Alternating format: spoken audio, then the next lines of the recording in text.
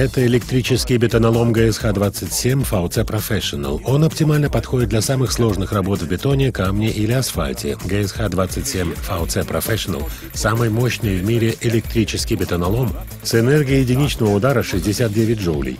Средняя производительность выемки составляет 3 тонны 200 килограммов в час. Надежная конструкция с использованием высококачественных алюминиевых и стальных компонентов гарантирует долгий срок службы. Низкий центр тяжести инструмента, а также эргономичные рукоятки с мягкой накладкой делают обращение с этим инструментом оптимальным.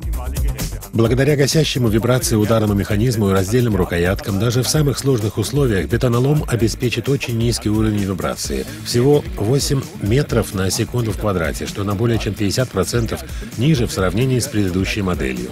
Таким образом, допустимое время работы с ним составляет более 3 часов в день.